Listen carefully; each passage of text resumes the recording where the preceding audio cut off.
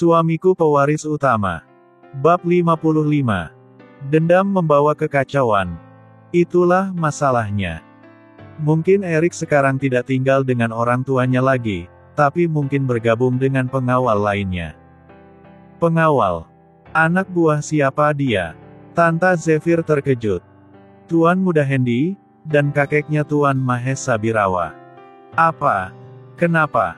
Apakah kau takut? Tanya Victor menguji. Gila kau. Tidak ada manusia bodoh yang akan mau menggali lubangnya sendiri. Jawab Zephyr ketakutan.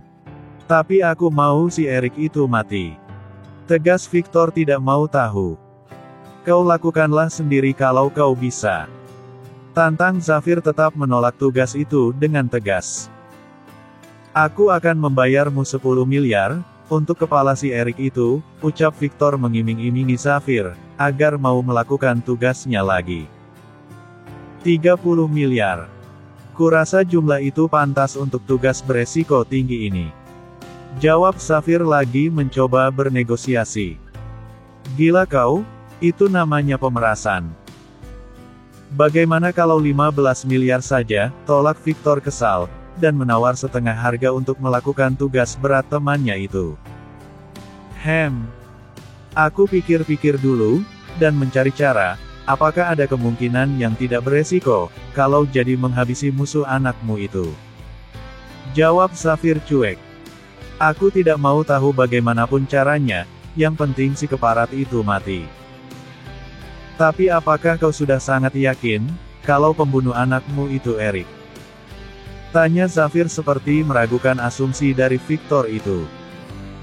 Aku sudah sangat yakin, kalau yang membunuh anakku itu adalah Erik, karena dia pernah berkata seperti ini.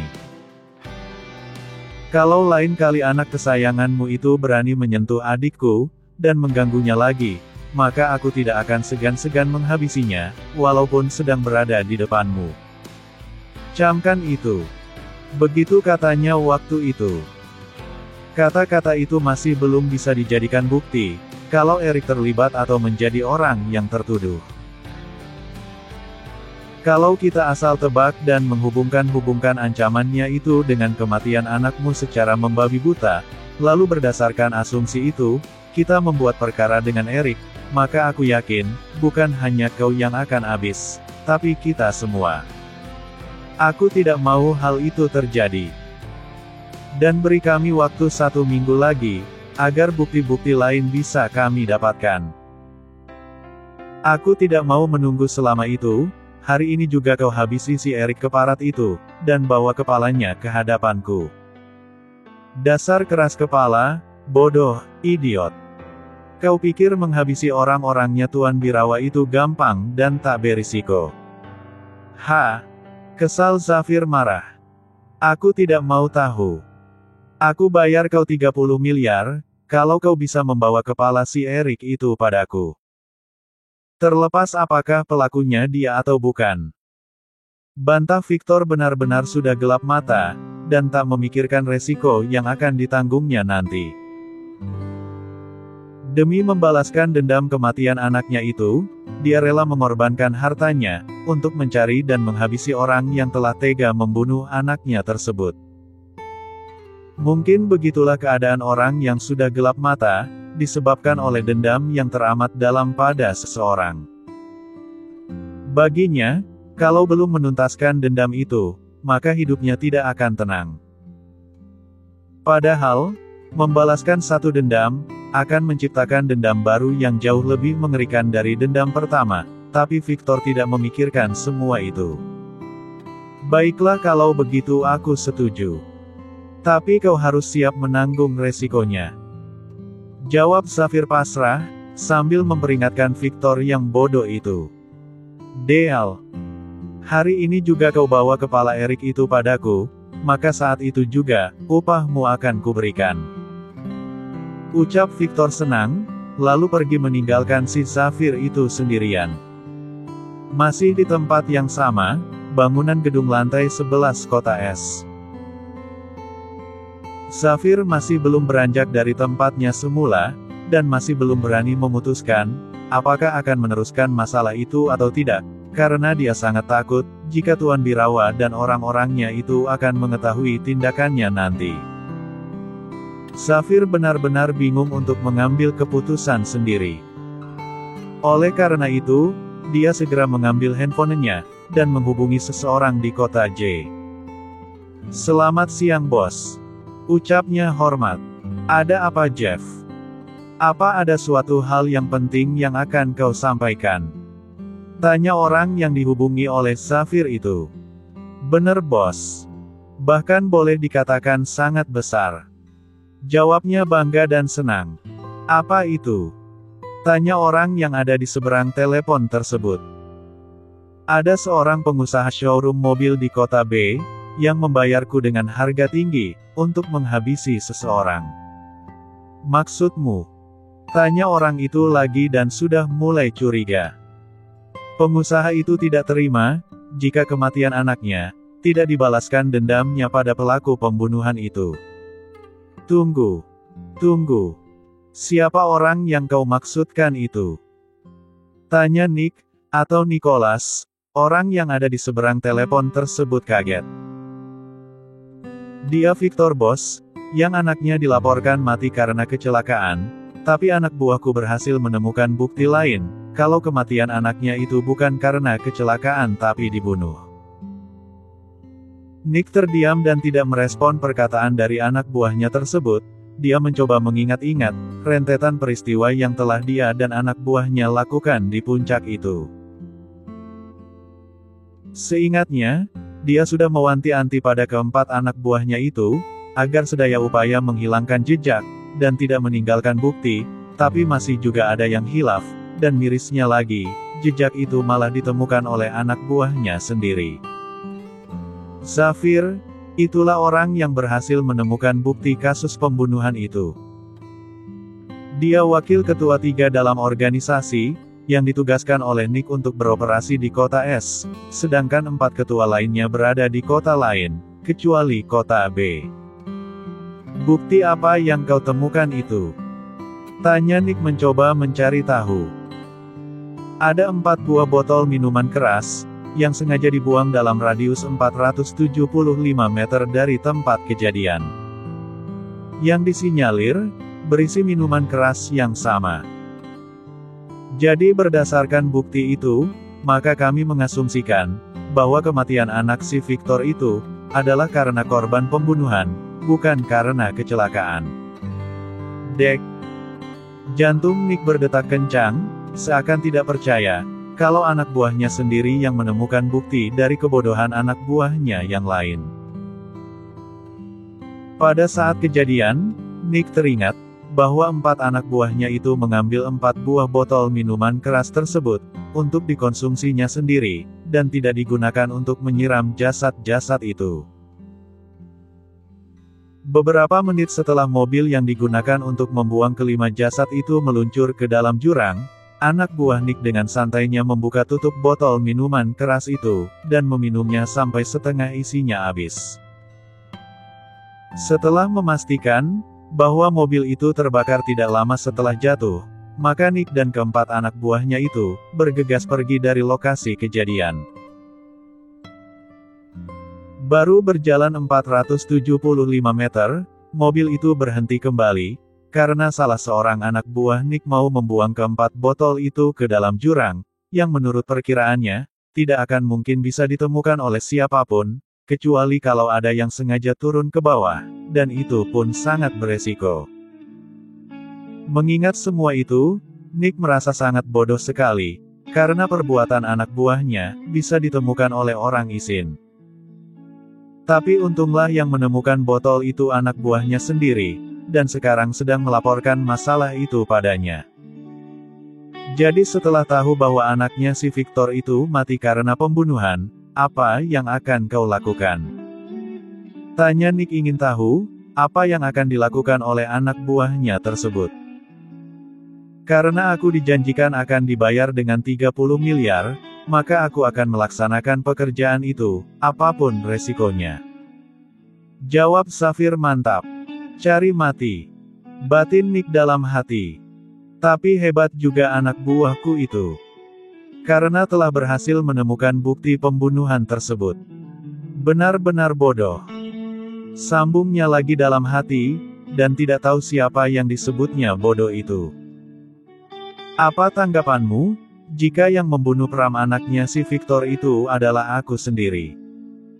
Apakah kau tetap menerima tawaran itu? Tanya Nick berandai-andai pada Zafir. Maksud bos? Respon Zafir penasaran. Aku yang telah menghabisi mereka, karena telah berani mengganggu orang-orangnya Tuan Birawa dan Tuan Muda Hendy. Jawab Nick berterus terang. Jadi. Ya. Sebaiknya kau batalkan rencanamu itu. Jika kau teruskan, maka kau akan berhadapan denganku. Ancam Nick tidak main-main. Aku tidak berani bos. Aku akan membatalkannya. Tapi apa yang harus aku lakukan bos, dan apa yang akan aku katakan pada si Victor itu? Itu urusanku.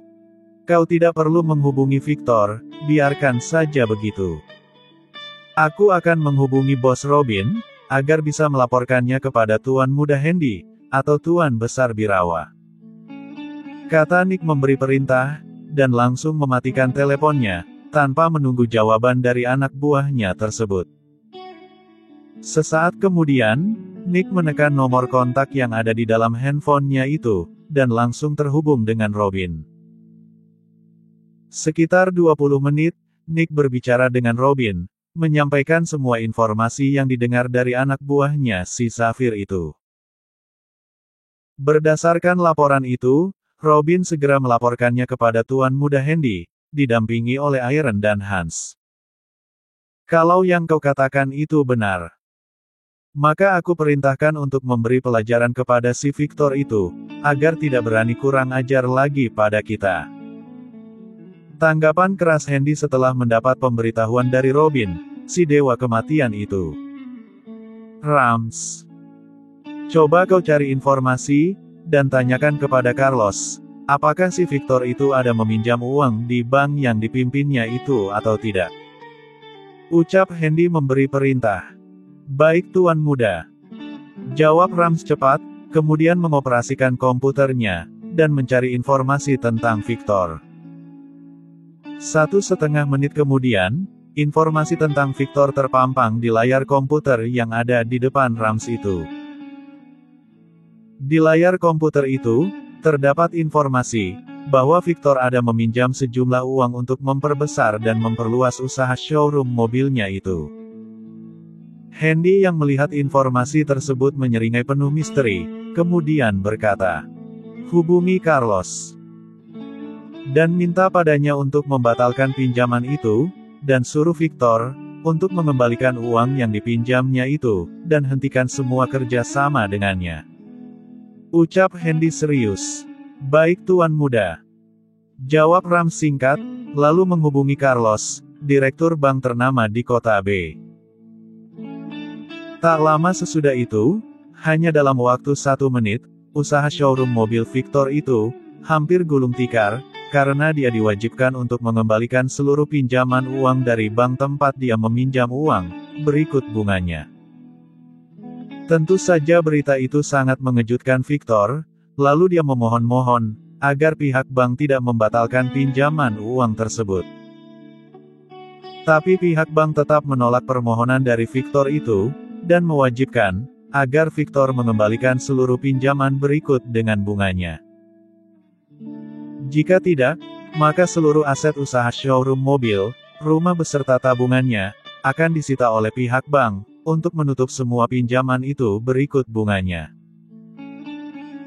Jika dianggap masih kurang, maka pihak bank akan menyita aset-aset lain yang dimiliki oleh Victor, apakah dalam bentuk surat-surat berharga, tanah, atau apartemen. Jika dia menolak, maka kasusnya akan dibawa ke meja hijau. Lemah sudah tubuh Victor, kakinya gemetaran, tak mampu menahan tubuhnya yang lumayan subur itu. Kepalanya mendadak pusing, jantungnya berdetak kencang, mungkin kumat kembali, atau mulai belajar kumat.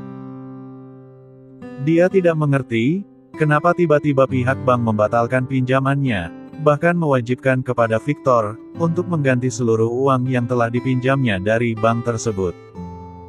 Hancur, nekat, bodoh, dungu, dan idiot.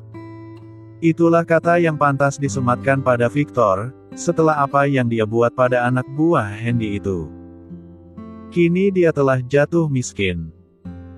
Mau tidak mau dia harus mengembalikan seluruh pinjaman itu, dengan menyerahkan usaha showroom mobil, berikut isinya, ditambah dengan rumah mewah yang ditempatinya itu.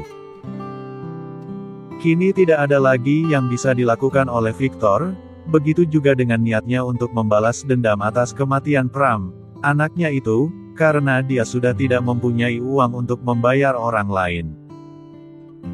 Niat membalas dendam belum juga kesampaian, malah usahanya duluan yang bangkrut, dan tidak menyisakan sedikit pun, termasuk usaha barnya itu. Rumahnya juga disita. Barang-barang di dalamnya tidak boleh diambil, termasuk 2 buah mobil mewahnya. Yang diperbolehkan diambil hanya beberapa helai baju, dan sedikit makanan serta minuman yang dibutuhkan oleh Victor dan istrinya itu. Tapi jam tangan mahal yang kebetulan dipakainya, dan tersembunyi di balik lengan blazer panjangnya, berikut beberapa lembar uang yang ada di dompet, tidak ikut disita. Namun semua kartu ATM dan kartu debit sudah diblokir, atau tidak bisa lagi dipakai karena saldonya telah dikosongkan dengan sengaja. Sedangkan usaha barnya itu, sehari setelah penyitaan showroom mobil dan rumah mewahnya, baru bisa dilaksanakan oleh pihak bank, karena dihalang-halangi oleh seluruh karyawan yang bekerja di situ. Tapi setelah orang-orang berani datang, atas suruhan Hendy, barulah bar tersebut bisa diambil alih, dan mengusir seluruh karyawan serta pengunjung yang ada di situ untuk keluar, kemudian mereka menyegel bar itu.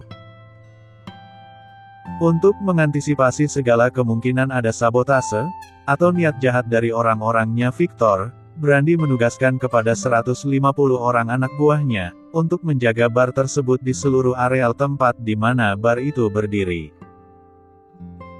Alasan kenapa bar itu juga disita, karena pihak bank menganggap, bahwa uang pinjaman serta bunganya, belum tertutupi hanya dengan menyita showroom mobil beserta rumah mewah Victor itu.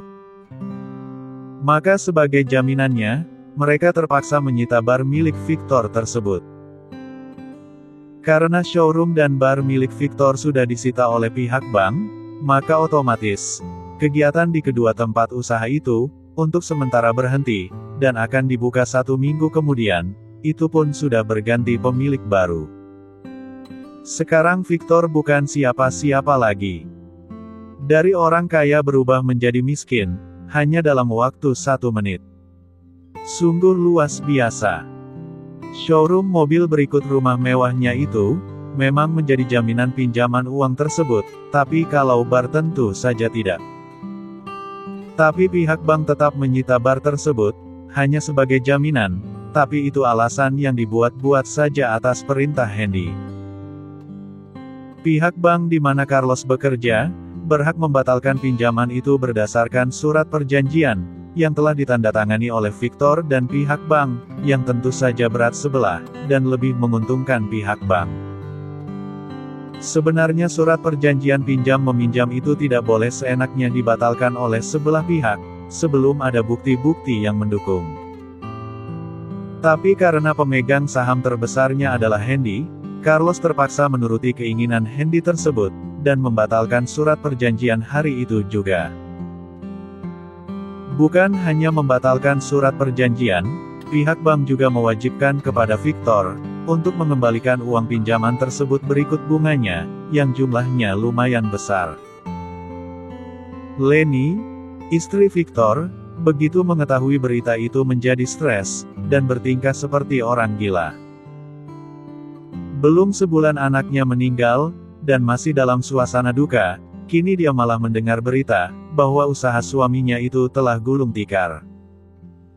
Semua aset-aset dan kekayaannya telah disita oleh pihak bank, termasuk rumah mewahnya itu. Jadi mau tidak mau, dia dan suaminya, harus keluar dari rumah yang selama ini ditempatinya, dan terpaksa menggelandang di jalanan sebagai kaum peminta-minta. Pikiran istrinya sudah terganggu dan tidak waras lagi, dia setiap hari meracau sendiri di jalanan, ketika berusaha mencari sesuap nasi. Jam tangan mewah Victor, juga telah dijual dengan harga rendah, dan dia tidak bisa memilih alternatif lain. Orang-orang yang mengenal Victor, menjadi keheranan. Di kepala mereka penuh dengan tanda tanya. Kenapa Victor yang sekaya itu, sekarang telah menjadi orang yang sangat menyedihkan, bahkan menjadi gelandang lagi? Apa yang sebenarnya terjadi? Batin mereka penasaran. Semua teman-teman baiknya di kota ini, bersikap masa bodoh, dan pura-pura tidak mengenal Victor serta istrinya itu. Padahal sebelumnya mereka selalu bersikap baik, dan terkesan mencari muka, tapi kali ini sangat berbeda. Ketika didatangi, mereka malah mengacuhkan Victor, dan menyuruh anak buahnya, untuk mengusir Victor, agar menjauh darinya. Sungguh miris. Pemandangan itu ada juga yang mengkaitkan, bahwa Victor dan istrinya stres, karena kehilangan anak semata wayangnya itu. Ada juga beberapa temannya, yang belum mengetahui, bahwa usaha showroom mobil, dan bar, serta rumah mewah miliknya itu, telah disita oleh pihak bank. Mereka hanya menduga, bahwa perubahan yang sangat drastis itu, disebabkan oleh kematian Pram anak kesayangan mereka itu. 3 hari telah berlalu, kesehatan Leni sudah semakin mengkhawatirkan, otaknya sudah tidak waras lagi. Maka pihak otoritas setempat, melalui dinas terkait, terpaksa membawa Leni ke rumah sakit jiwa, untuk direhabilitasi dan diobati di sana. Kini tinggallah Victor sendiri, lontang-lantung di jalanan, dengan menenteng tas kecil berisi pakaiannya. Beruntung Victor sudah menjual jam tangan, jadi untuk beberapa hari ke depan, dia masih bisa makan dan tidak perlu mengemis. Dunia usaha dan bisnis memang benar-benar kejam. Nun jauh di kota es, berjarak sekitar 813,7 km, atau kalau ditempuh dengan jalan darat, menghabiskan waktu sekitar 9 jam 34 menit, dari kota B melalui jalan tol es.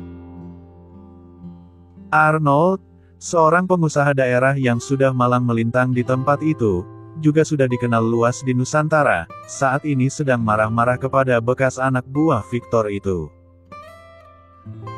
Dalam marahnya, dia terus-menerus menyalahkan mereka, karena tidak mampu menjaga tuannya, ditambah lagi mereka tidak mampu melindungi Pram keponakannya itu dari kematian. Walaupun antara dia dan adiknya, Leni, istri Victor itu sudah tidak akur lagi, terutama pada Victor, tapi sebagai seorang saudara kandung, bagaimanapun dia tetap terkejut atas kebangkrutan usaha mereka, juga kematian keponakan satu-satunya itu. Waktu kejadian itu, dia memang tidak bergerak langsung menyelidiki penyebab kematian Pram, karena dia percaya, pihak berwenang akan mampu menemukan penyebab kematian keponakannya itu. Kini nasi telah menjadi bubur, Pram sudah mati, usaha Victor bangkrut, adiknya stres dan dirawat di rumah sakit jiwa. Saat ini yang bisa dia lakukan adalah menyelidiki penyebab bangkrutnya usaha suami adiknya itu. Dalam dunia bisnis itu memang sudah lazim terjadi, apalagi bagi pengusaha yang modalnya pas-pasan. Arnold sendiri hampir mengalami hal seperti itu, tapi cepat ditanggulangi oleh rekan bisnisnya yang lain. Ketika bekas anak buah Victor itu menghadap, dan melaporkan musibah yang menimpa bos Victor, Arnold dengan marah-marah berkata, "Dasar tak berguna." Kesalnya sambil menonjol kepala 7 orang anak buah Victor itu, termasuk Rocky kuat-kuat. "Apa yang selama ini kalian lakukan? Kenapa kalian tidak becus menjaga tuan kalian, terutama tuan muda Pram?" Ucapnya lagi masih dalam kondisi marah. "Kami hanya sebagai karyawan bos, yang tidak menguasai ilmu bela diri," jawab Rocky sekenanya. Plak. Tiba-tiba saja tangan Arnold melayang ke wajah Rocky, hingga membuat wajahnya berpaling ke samping. Pipinya perit karena tamparan itu lumayan kuat. Kalau kau berani lagi memotong pembicaraanku, maka aku akan menghabisimu. Ancam Arnold tidak terima. Karena sudah diancam dengan kata-kata yang menakutkan itu, tubuh Rocky menggigil, tidak berani bersuara sedikit pun, apalagi membantah, kalau pipinya sangat sakit sekali. Apakah di antara kalian ada yang tahu, siapa yang telah membunuh keponakanku itu? Tanya Arnold dengan suara pelan. Karena tadi diancam untuk tidak bersuara, dan menjawab sepatah kata pun, maka tidak ada yang berani menjawab, sampai membuat emosi Arnold naik lagi, dan menendang tubuh mereka satu persatu, hingga terjengkang ke belakang. Dasar bodoh, idiot. Kenapa kalian tidak menjawab pertanyaanku, ha? Bentaknya sambil berkacak pinggang. Siapa ketuanya di sini, coba katakan. Ucapnya keras. Saya bos. Jawab Rocky gugup. Jawab pertanyaanku, siapa pembunuh keponakanku itu? Tanya Arnold dengan suara keras. Maaf bos. Sampai saat ini, kami belum tahu siapa pembunuhnya, yang kami tahu hanya laporan dari pihak berwajib, bahwa penyebab kematian Tuan Muda Pram adalah karena faktor kecelakaan. Jawab Rocky apa adanya. Kalau itu aku pun tahu bodoh. Kesal Arnold kesal, kemudian dia duduk di kursi kebesaran di belakang meja kerjanya itu. Tapi menurut desas-desus yang terdengar, dan itu pun hanya samar-samar beritanya, yang telah membunuh Tuan Muda Pram, adalah orang-orangnya penguasa kota B dan kota Golden City itu bos. Kata Rocky mencoba mengingat-ingat apa yang telah dia dengar 3 hari yang lalu dari mulut bosnya. Maksudmu orang yang dipanggil dengan Tuan Muda Handy itu?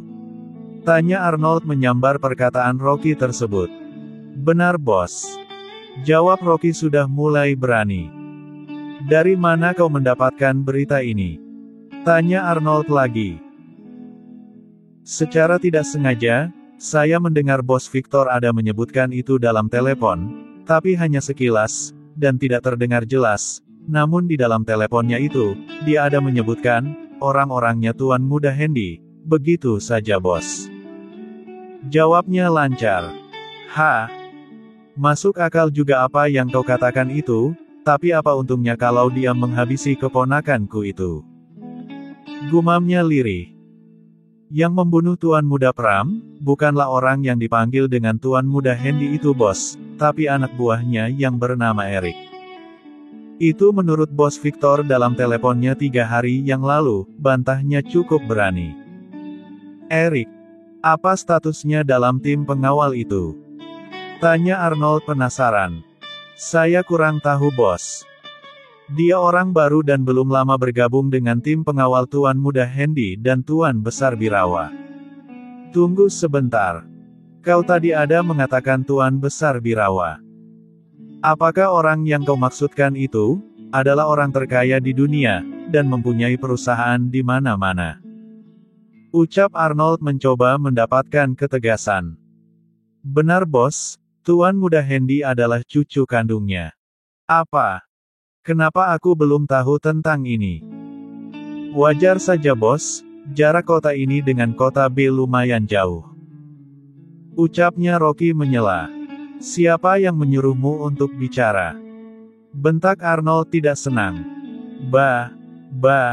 Baik bos. Apa kau tahu di mana si Handy itu tinggal? Jelas saja kami tahu bos. Dia tinggal di kota Golden City miliknya itu. Maksudmu kota yang sangat terkenal tersebut adalah milik Handy, begitu? Benar bos, benar sekali. Ini akan sedikit sulit, karena mereka dikelilingi oleh orang-orang kuat. Para ketua mafia atau gangster terkuat saja tidak ada yang mau berurusan dengan si Birawa itu. Batinnya dalam hati. Tunggu dulu. Jangan-jangan. Ucapnya tiba-tiba. Ya aku yakin. Yang telah menyebabkan usaha Victor bangkrut pasti dia. Karena hal itu selalu dilakukan oleh saingan bisnis atau orang yang ingin menjatuhkannya. Ucapnya yakin sekali. Aku tidak boleh tinggal diam. Birawa itu adalah musuh bebuyutanku sejak lama, dan saingan bisnisku, karena dia telah menghalang-halangi usaha kotorku, ketika ingin mengakuisisi perusahaan, yang sengaja aku buat bangkrut. Ucapnya lagi. Aku masih ingat, dan tetap dendam padanya. Karena bagaimanapun, sebagai sesama pengusaha yang bergerak di bidang yang sama, produk-produkku selalu kalah bersaing dengan produk-produk dari perusahaannya. Dengan kejadian ini, aku bisa mencari alasan untuk menjatuhkannya, tapi jelas tidak melalui jalur hukum. Aku akan bermain cantik dalam masalah ini. Batin Arnold dalam hati. Sekarang kalian boleh pergi, dan cepat tinggalkan tempat ini.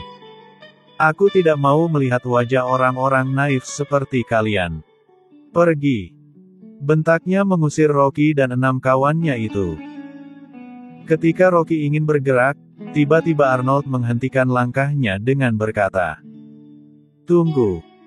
Berikan ini pada adik ipar brengsekku itu, agar dia tidak menjadi pengemis." Ucap Arnold sambil menyodorkan sebuah kartu ATM kepada Rocky. "Kau tunggulah Hendy dan Birawa. Aku akan membuat perhitungan denganmu, dan bertekad, akan menjatuhkan dan menghancurkan perusahaanmu, kau tunggu saja." Detik, menit, jam, hari dan minggu terus berlalu. Kini seminggu sudah Victor menjadi orang miskin. Walau sudah menerima bantuan dari kakak iparnya itu, tapi semua tidaklah cukup untuk membuka usaha baru. Bantuan yang diberikan oleh saudara istrinya itu, digunakan untuk membeli rumah tipe sederhana, berkamar 2 dan 1 kamar mandi, tapi tanahnya cukup luas, hingga bisa digunakan untuk bercocok tanam, itu pun kalau dia mau. Walau kelihatan kecil, dan agak jauh dari tetangga, tapi rumah itu nyaman untuk ditinggali, karena dibangun di atas lahan hijau dengan hamparan sawah yang sangat luas. Victor sengaja membeli rumah itu, karena dia ingin menenangkan diri, sambil memperbaiki kesalahan besar yang telah dilakukannya. Hitung-hitung beralih profesi sebagai petani. Hidup dan nasib, memang benar-benar tidak terduga. Penuh dengan misteri. Ruang keluarga, villa milik Hendy. Hans datang tergogoh-gopoh, karena dipanggil secara mendadak oleh Hendy dan kakeknya, untuk segera menghadap kepada mereka berdua. Dalam pemberitahuan itu disebutkan, bahwa Tuan Birawa secara khusus ingin meminta klarifikasi pada Hans, tentang aktivitasnya semalaman ini. Begitu sampai di ruang yang sudah ditentukan, Hans tercekat diam. Di ruangan itu dia melihat, banyak sekali para petinggi pengawal yang datang, dan sedang berdiri mematung, dengan tatapan tajam ke arahnya. Ada apa ini? Batinnya dalam hati penasaran. Jantungnya dak-dikduk berdetak tak karuan. Hatinya bertanya-tanya, ada apa gerangan yang telah terjadi? Kenapa mereka seakan ingin menelannya hidup-hidup? Sekitar 1 menit suasana hening itu terus berlangsung, tidak ada yang bergerak ataupun bersuara sedikit pun. Semuanya masih menatap Hans dengan tatapan benci dan bermusuhan, terutama Iron, kakak pertamanya itu. Tak tahan dengan keadaan itu, Hans memberanikan diri untuk bertanya, dan tanpa ragu-ragu lagi berkata, "Maaf Tuan Besar, Tuan Muda. Apakah saya ada berbuat salah selama bertugas, hingga dipanggil secara mendadak seperti ini?" Tanya Hans mencoba mencari jawaban dari pertanyaannya itu. Bukan jawaban yang didapatkannya, tetapi pandangan sinis dari semua orang, terutama Hendy yang barusan tadi ditanya. Setelah 30 detik, barulah Hendy membuka suara dengan berkata, "Apakah kau tahu, tugas apa yang tidak berhasil kau laksanakan semalam?" Ujarnya dengan wajah serius. "Apakah Tuan Muda ingin, agar kami menghabisi Victor?" Tanya Hans mencoba menebak arah pembicaraan dari tuan mudanya itu. Siapa yang bilang begitu? Bantah Hendy serius. Robin tuan muda. Jawab Hans cepat, sekaligus bingung, lalu memandang ke arahnya dengan mata melotot tanda kesal. Robin yang tengah ditatap itu tidak bergeming, tapi memalingkan wajahnya ke arah lain. Hans yang mendapat jawaban monokok seperti itu, menjadi kebingungan sendiri. Dia ingin tahu, ke arah mana sebenarnya pembicaraan dari tuan mudanya tersebut. Semua rekan-rekannya yang biasa bersikap ramah, kali ini tatapannya seakan-akan ingin menelannya hidup-hidup. Karena penasaran yang sudah tidak tertahankan lagi, Hans melampiaskan sendiri dalam hati. Ada apa ya? Kenapa mereka menatapku seperti itu? Apakah aku ada berbuat salah? Tapi apa? Batin Hans tidak mengerti, lalu mengedarkan pandangannya sekali lagi ke seluruh ruang keluarga itu. Di ruang tersebut dia melihat, ada tuan besar, tuan muda Hendy, Ivory, Iron, Robin, Rams, Govin, Awan, Langit dan Bumi, serta belasan komandan elit lainnya. Sedangkan Burgon, Leon, James, Xiolung dan Erisa, sedang tidak berada di tempat, karena mereka sedang menjalankan tugas di tempat lain. Maaf tuan muda. Sebenarnya ini ada apa? Tanya Hans sekali lagi ingin tahu. Apa yang telah kau lakukan semalam? Kenapa kau tidak datang melapor padaku, sehingga semalaman kau tidak muncul? Jawab Hendy dengan muka serius. Saya tidak kemana-mana tuan muda. Saya tetap ada di sekitaran villa ini. Jawab Hans sambil mengerutkan keningnya dalam-dalam. Bohong. Bentak Hendy keras. Duk, duk, duk.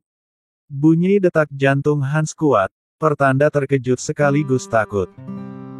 Baru kali ini dia dihardik dan dimarah oleh tuan muda segarang itu, atas kesalahan yang dia sendiri tidak tahu. Ada apa sebenarnya dengan Hendy juga mereka? Kenapa yang ada di ruangan ini, semuanya menatapnya dengan senyum sinis? Apa kesalahan yang telah dilakukannya? Hans jadi bingung sendiri. Tuan besar, tuan muda, sungguh saya tidak melakukan apapun semalam. Saya cuma menyendiri di belakang villa untuk mencari inspirasi. Sanggah Hans dengan wajah serius, dan berharap, agar mereka mempercayai apa yang dia katakan itu. Tapi kenapa kau tidak melaporkannya pada kakak pertamamu, atau setidak-tidaknya pada Robin? Bantah Hendy masih dengan wajah serius. Saya tidak ingin menyusahkan siapapun tuan muda, maka saya. Kau tahu tugasmu di sini apa? Tanya Tuan Birawa memotong perkataan Hans itu dengan ekspresi marah. Tahu, tuan besar. Kalau tahu, kenapa kau menghilang selama semalaman, dan tidak menjalankan tugasmu di sini? Bantah Tuan Birawa tidak senang. Saya apa? Bentak Tuan Birawa dengan suara keras, dan terlihat seperti sedang marah sekali. Hans tidak bisa berkata apa-apa lagi. Dia memang merasa bersalah, karena ketidakberadaannya semalam, tidak dilaporkannya pada Iron, sebagai kakak pertamanya itu. Hans sudah pasrah, apapun hukuman yang akan diberikan oleh Tuan Birawa dan Tuan Muda Hendy padanya, dia akan terima. Iron dan kamu Robin. Cepat tangkap Hans dan tutup matanya. Bawa ke tengah ruangan untuk mendapatkan hukuman dariku. Perintah Tuan Birawa tegas. Baik Tuan Besar. Jawab mereka serempak, kemudian maju melangkah mendekati Hans, dan memintanya untuk tidak melawan. Iron dan Robin segera menangkap tangan Hans, lalu menutup matanya dengan kain hitam, kemudian menyeretnya ke tengah ruangan dengan paksa. Hans tidak berani melawan atau memberontak sedikitpun. Dia hanya menuruti apa saja yang diinginkan oleh kakak pertamanya itu. Walaupun dia seorang ahli bela diri yang levelnya sudah sangat tinggi, Namun dia masih tetap patuh pada Tuan Besar Birawa, Handy juga Iron. Saat matanya ditutup itu, dia hanya berharap bahwa ada kejelasan, kenapa dia diperlakukan rendah seperti itu, padahal dia merasa tidak pernah melakukan kesalahan apapun. Sekitar 1 menit kejadian itu berlangsung. Saat ini Hans masih tetap dipegang oleh Iron, yang tentu saja kekuatannya jauh lebih tinggi darinya. Matanya yang ditutup itu, belum juga dibuka, hingga membuat penglihatannya menjadi gelap, karena dia tidak bisa melihat apa-apa. Tapi tak lama sesudah itu, Tuan Besar Birawa menyuruh Robin untuk membuka tutup mata Hans, dan melepaskan pegangan tangannya. Beberapa saat setelah tutup mata Hans dibuka, dia baru bisa melihat apa yang ada di depannya itu. Hans sangat terkejut sekali, karena di depannya ada sebuah kue besar yang bertingkat 2, di sampingnya ada seorang perempuan cantik sedang tersenyum ke arahnya. Di sebelah wanita cantik itu, berdiri seorang anak perempuan, yang juga berparas cantik, sedang tersenyum geli ke arah Hans. "Selamat ulang tahun!" ucap mereka serempak, lalu bertepuk tangan beramai-ramai sambil tertawa terbahak-bahak. Kemudian maju satu persatu menyalami Hans, bahkan ada yang memeluknya erat-erat. Hans tidak bisa berkata-kata, dia hanya melongo diam, ketika Tuan Birawa, Handy, Ivory dan yang lain, menyalaminya secara bergantian, serta mengucapkan selamat sekali lagi padanya. Sungguh dia tidak menduga, akan mendapatkan kejutan yang sangat menegangkan itu. Dia mengira, Tuan Besar dan Handy, benar-benar marah atas kesalahannya itu, ternyata hanya untuk merayakan ulang tahunnya. Trik tersebut sengaja dirancang oleh mereka, atas inisiatif Robin, untuk membuat Hans jantungan, drop dan takut, baru kemudian mengangkat dan menenangkannya kembali. Beralih pada 2 orang perempuan cantik, yang sedang berdiri di sisi kanan dan kiri kue besar itu.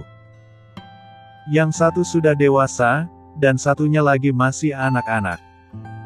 Perempuan dewasa cantik yang tadi sudah disebutkan adalah istrinya, dan anak perempuan yang juga berdiri di samping kue itu, adalah anak perempuannya.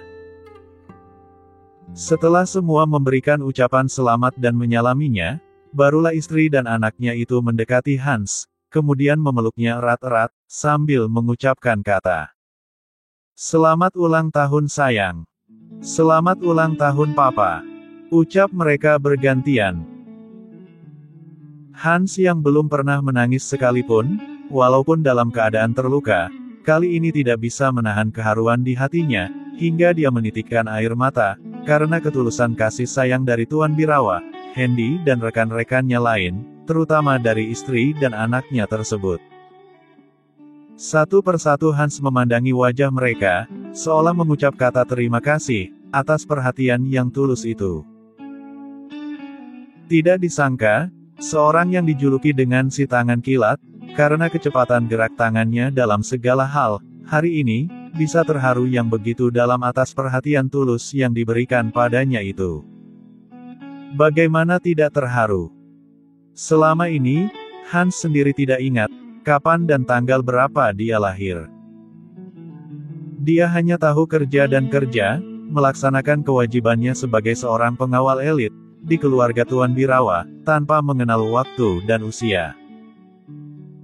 Maka saat ulang tahunnya dirayakan, dia sangat terkejut sekali, karena sebelum ucapan selamat itu, dia telah dikerjai begitu menegangkan. Siapa yang tidak akan terkejut? Apalagi saat ini, istri dan anaknya sengaja didatangkan dari kota J, hanya untuk merayakan ulang tahunnya di villa milik Handy. Tentu saja peristiwa tersebut sangat menggembirakannya, sehingga tanpa membuang waktu, dia berkata, "Terima kasih Tuan Besar, terima kasih Tuan Muda, dan terima kasih kepada kalian semua, terutama kepada yang memberikan ide ini." Ucap Hans sambil memandang mereka satu persatu, kemudian memandang Robin dengan pandangan yang tidak bisa diartikan. Bersambung.